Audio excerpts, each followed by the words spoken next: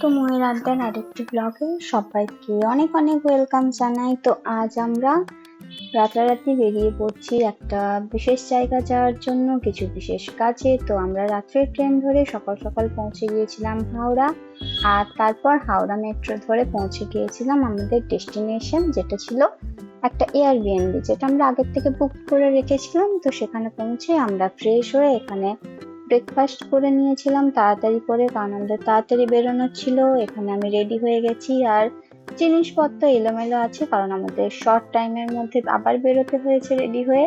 আর এখানে আমরা জল নিয়ে নিয়েছি। তারপরে এই যে সবাই রেডি হয়ে বেরিয়ে পড়লাম। তো কোথায় যাচ্ছি? যাচ্ছি আমরা বিয়ের শপিং করতে। হ্যাঁ, যাচ্ছি আমার বিয়ের শপিং করতে। তো এই যে আমার সখী সখা সবাইকে নিয়ে আমরা বেরিয়ে পড়েছি। তো মেট্রো স্টেশন থেকে আমরা যাব এমজি রোড। তো এমজি রোড থেকে আমরা যাব আমাদের ফার্স্ট ডেস্টিনেশন, যেটা হচ্ছে পাঞ্জাবি।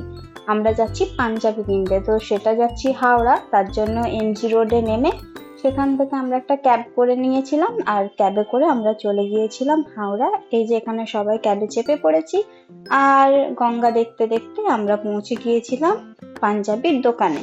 তো এখানে কিছু ধুতি, তারপর অনেক পাঞ্জাবি দেখেছি, কিছু পাঞ্জাবি কিনেছি। এখানের কালেকশন খুবই ভালো। আমরা বিয়ের বেশিরভাগ পাঞ্জাবি এখানেই কিনেছি। তো এই যে কেনাকাটা হয়ে গেছে।